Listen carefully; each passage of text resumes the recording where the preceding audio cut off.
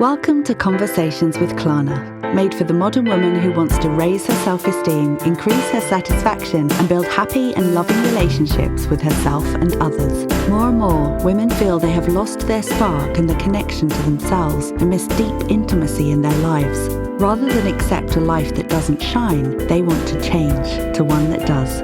Join the conversation each week when Klana and her guests explore practical ways and positive solutions to living a new, authentic life based on self-love, connection, harmony, and joy. Now, here is your host, transformation catalyst, author, and speaker, Klana. Welcome to a new episode of Conversations with Klana. Today's guest is Susan Swan James, who celebrates your strengths and makes you shine. As a leadership visionary, Susan assists high-achieving professionals who are tired of feeling drained from stress to learn to be peaceful and enjoy, no matter what craziness is going out around them. Susan is a filmmaker, speaker, transformation coach, grief recovery specialist, and volunteers to assist parents of premature babies. Welcome, Susan! Hi, thanks for that wonderful greeting. Yeah, I'm happy to have you again on my show. And since we talked last time, some things changed in your business, didn't they? Yes, it's just adjusted a little bit. Yeah. Okay. Yeah. Let us know a little bit about that.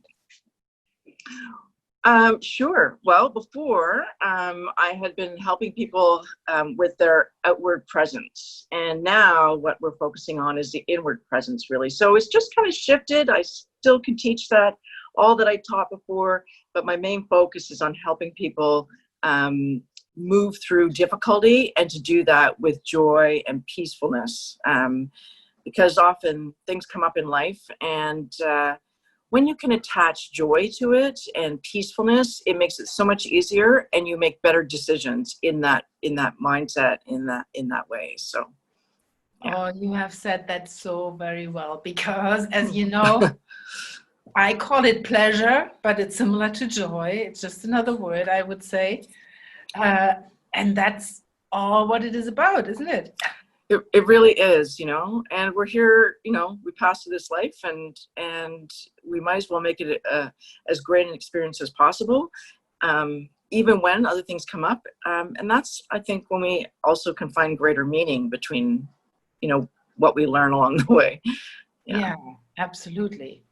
So who are the clients that you are working with most? Well, yeah, I work with professional leaders who are looking to move forward, move up the corporate ladder or within their own entrepreneurial businesses.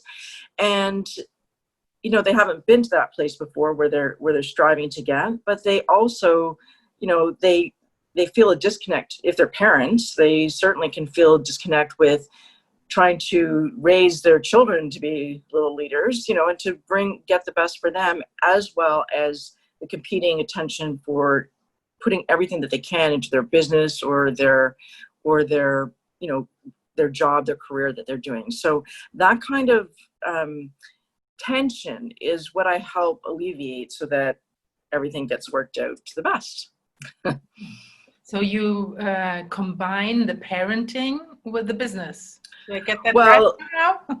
Well, not, originally it wasn't intentional, but I think what I'm finding is that those people that I'm working with have got that competing interest, and they both are of incredible importance to them. And so it's, where do I draw my attention?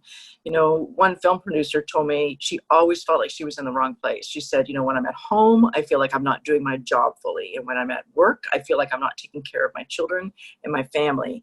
And she always felt in a place of disappointment with herself, no matter where she was. And who wants to live like that? That kind of underlying tension can also, perhaps lead to becoming ill. So we want to find a way to be in our best way of being and our best mindset, to have happiness wherever we can, and to do our best, and sure, to go up the corporate ladder, and sure, to raise our kids to the best of our ability. Those are the people that are, and you know what, someone may not have children, but they may feel that way, that nurturing feeling towards their employees or their, the people that they work with in a volunteer organization. It can spin off in a variety of ways, but it's that competing tension that I'm really finding is one of the common threads. Yeah. And you are an expert in that because you are also a mom. You know what you are talking about. Yes. Well, I'm a mom and I had a premature baby. So I did have, I shifted my 14-hour days in film to 14-hour days at the hospital. And so that's kind of where that understanding started. Yeah.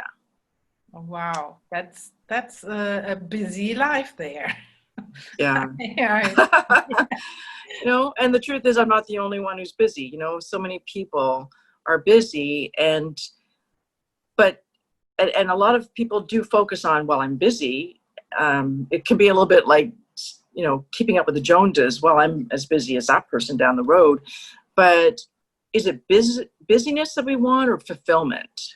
Do we want to be fulfilled in what we do and make a great impact with people, so that make a great impact, whether it's within our business or with people that we work with, or in a greater way to solve issues? Or look what's happening in the world right now. We've got so much happening, going on. So if we can find a way to be more peaceful with all that going on, find a way to, perhaps we can't reach joy that day. Perhaps it just seems not achievable, but we can achieve to be like a little bit more neutral, or even as opposed to depressed. Depression to be feeling neutral is a long journey. So if we can just improve our feeling that we have when something terrible or something that we think is not great is going on, how can we increase our sense of well-being so that we make better decisions when we are feeling happy or at peace than when we are feeling depressed or frustrated or, any other negative emotion. We make better decisions. We live better. It just is all around. It's better for us. It's better for the world. So when we can take care of us, then that spins off to other people around us. Yes, that is so true. And it's not so easy sometimes to stay neutral. I'm practicing that in the last months already, and I thought I'm quite good. But today it caught me also. Yeah. Because I felt, now threatened is maybe a little bit too much, by my mission felt threatened somehow. And I saw that my mission is so important, that people learn to lose their shame and be free to talk about, my topic is not only but also sexuality, openly and without inhibition. And this morning I opened my laptop and Facebook came with a post on my screen and said, "We took off your post." I said, "What? Why did they take it off? I think I've cleaned everything of which could be somewhat suspicious for them." It was an old post, at least 2 years old, where I used the word sex in the text. So, and I'm really happy that they took only the post off and not my whole account, because that happened also in the past. And there I couldn't stay neutral, to be honest. Right. And I didn't really respond to that, but I reacted, and I want to respond more than to react. And I wrote a post about that. Of course. And I saw it. Yeah, and those things happen, yeah, and we are humans. And right. in your relationships with other people, be it in private or in business, when we learn to respond out of our joy, out of our pleasure, those fast reactions without thinking a lot don't happen so often. What do you mean? Yeah, that's true. You know, when we practice, I think that's the key word. When we practice, elevating our vibration, elevating our energetic state, really. Sometimes people don't understand what I mean when I say vibration, but when you raise your energetic state so that you can be in a better feeling, better thinking, better being, place, then you practice that, you don't hit the bottom as often or as much. And when people are arguing or upset, you don't tend to get involved as much. I mean, you might assist, but you don't tend to invest yourself emotionally or psychologically in the same way that you would if you hadn't practiced. It's not a one and done thing. You might be like a master at work in managing your staff, but then you go home and something happens with your children and something they say triggers you, and that's natural. But then we work on that area. It's just a matter of practicing. It's just a matter of practicing everything so that it just becomes more natural, more automatic. And so that when things like Facebook remove posts, then we can respond differently. And maybe some things surprise us and they trigger us and we don't, it's okay. It's just okay. Yeah, just get back on your horse. It's okay. Everything's fine. Yeah. Yeah, and you are so right. We need to practice those things. They don't happen overnight. We don't change overnight. No, we don't change overnight. And sometimes when a situation goes on for a long period of time, it's a bit of a marathon. So at first you can feel, okay, I've got this. I can do this. And you get your routine. Like, for instance, when my daughter was in the hospital for 5 months. I wasn't okay at first, but then I got into a routine. You got used to like what the nurses' shifts were, when you could go and do things, when you could get into the hospital. At that time, you couldn't stay overnight.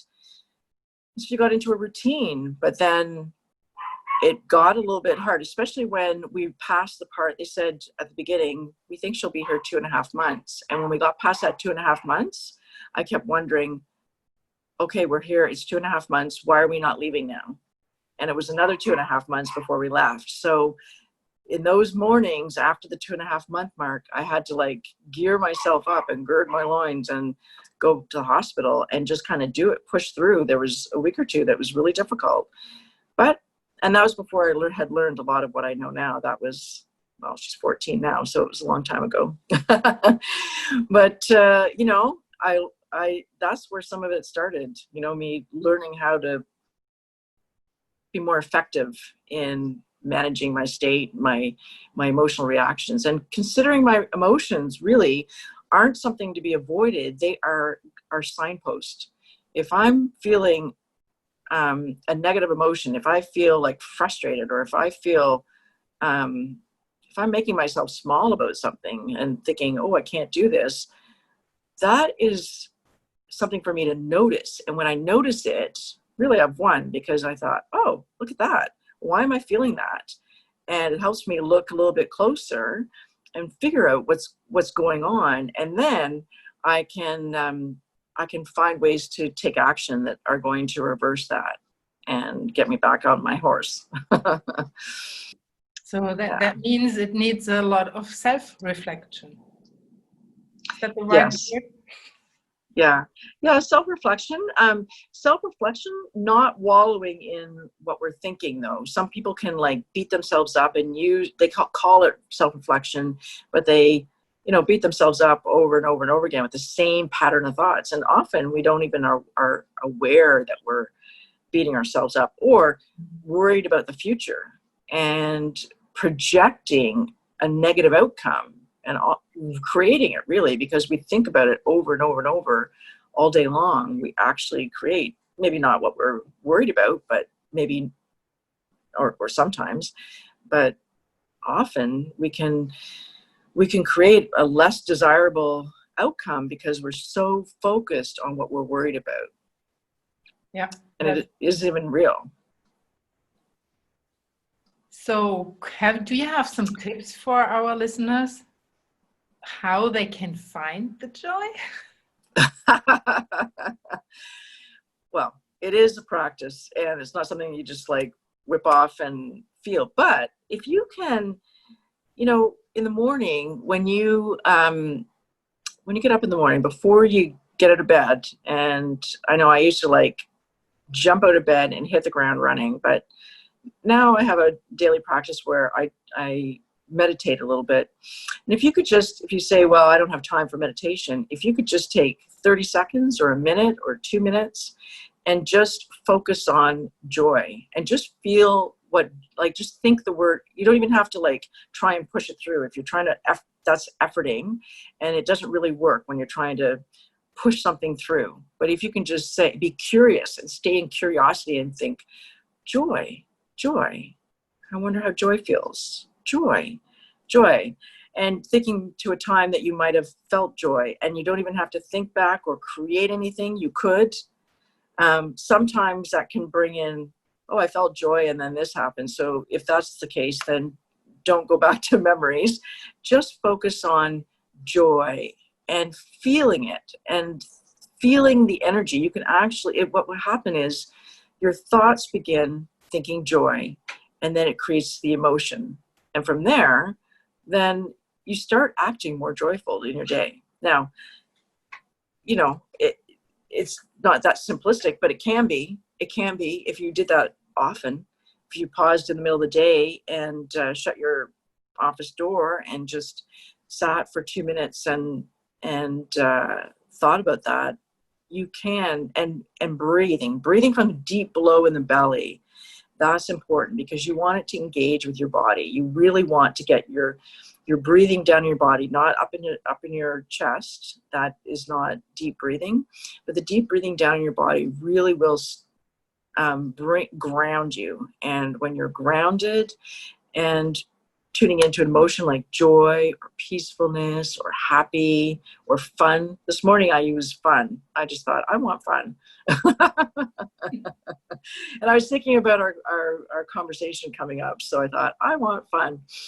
And it has been fun. So so those are some ideas. Ground yourself through your breathing. Put your feet, sit up in the bed, because otherwise you'll fall back asleep. Sit up in the bed, put your feet on the floor, and connect with the floor. When you do that, it helps ground you. Deep breathing in your belly, and then just thinking joy. And at first your ego mind is going to go, this isn't going to work. What are you doing? And you're going to have all that negative thought, and just say, okay, I hear you there, ego. And then just continue. And you'll feel this once your ego is kind of disengaged, then you will feel that emotion that you wish to come back up. Oh, thank you, Susan. I'm a big fan of morning routine. And it takes me so long that I don't even start my business before 11 o'clock in the morning, because that's the time for me. And this is really important to me. And grounding is important. And just, and what you said with the ego, sometimes it's better and sometimes it doesn't go at all. It doesn't work at all. Mm-hmm. So what I figured out lately is to tell my ego to sit beside me. Oh. So that worked quite well. Before, I wanted to let it take place in my heart. Mm-hmm. That sometimes worked, sometimes not. So mm-hmm. I think you should try out what works for you. So there are several possibilities. Is mm-hmm. there something that you are doing with your ego to get it out of the way for a moment? Well, working with the ego is predominantly one of the biggest parts of the work that I do with people. The ego is a subconscious mind that will, it works along in the background like an operating system of a computer, and we can fear that, or we can get it to work on board with us. So I approach my ego as in a collaborative way, to get it on board with me, to work together. And there are a lot of people that say, oh, you have to get rid of your ego, but that's just not possible. You're not going to win that fight. And your ego's function is it wants to protect itself and to protect you. And it thinks that it's doing that, but it's not very smart. So it doesn't know how to do that. And it might have the wrong information about what's good for you. And so I actually have a conversation with it. And I let it know that I am safe, that we are safe, that we're in it together. And I can take it from here. Sometimes that works. Or I just talk with it and say, everything's fine. I'm whole and complete as it is. This is extra. And yeah, I think mainly collaborative. Sometimes I try to make it fun. I think a sense of humor works often. And I just let it know that I see it. I also say, I see you. And not in like, I see you there trying to, get me off my track. I basically say, I see you. And I thank you for being there for me and assisting me. And in this case now, things have changed and I don't need help in that way anymore. Now I can do it this way. And I invite my ego to work with me. And I would say it works, most of the time, unless I'm in a negative place and working my way back up sometimes, because, we're all on that track. I'm mostly in a positive mindset and keep my vibration up. But there's times that, I have a little bit of a dip. So on those times, sometimes my ego gets a little bit of the upper hand, but not for long, because I take that collaborative stance. Yeah. Yeah. I like your idea of inviting it to sit beside you. Just try it out. Yeah. There is, it's in German though. There is a woman, she's a fabulous singer here, and she came up a few weeks ago to do some humorous sketches on her Facebook page with her ego, and she gave her ego a name.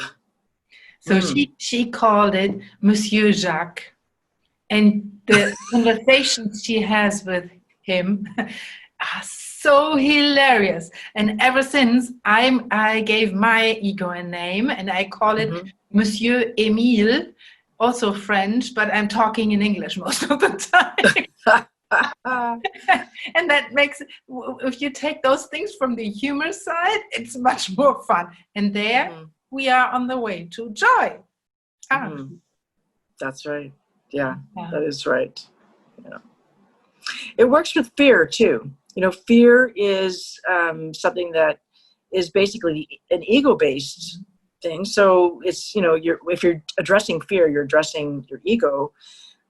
But fear is something that stalls us in our tracks. So we can't be present if we are fearful. And so often what I do is, and I was just thinking I could do this with my ego too, but maybe go into a room with ego, but with fear or with pain, I actually envision myself walking into the center of the pain or the center of the fear. And I visualize going into that. And by the time I'm in the center, most of the time it disappears or it's reduced greatly. And so, yeah, you could do that with ego, kind of walk into the situation with the ego together. Yeah, I think it's important to give it room. So when you were talking about the pain, when I'm working physically on people and they are in pain, in physical pain, so I'm working on that and then they are breathing through it. I help them to breathe through it, and then it has the possibility to dissolve as well. So acknowledging the pain and the fear and the ego, that's the important part, I think. Yeah. What's there. As you said before, don't beat yourself up, don't beat your ego up, or beat whoever up that you are afraid of something. Just realize it is there. That's it. Yeah, I think it's important also to realize that your ego is not you. And so if you're hearing this voice in your head bossing you around, it's not you, it's your ego. And so I think people beat themselves up because they hear the voice in their head from their ego. And if you can realize, oh, that's just my ego, then it decreases the energy behind that and the worry and the fear. It slows it down and reverses it. And then you can talk to it and realize that's just you, Monsieur Emile. Whatever. Yeah.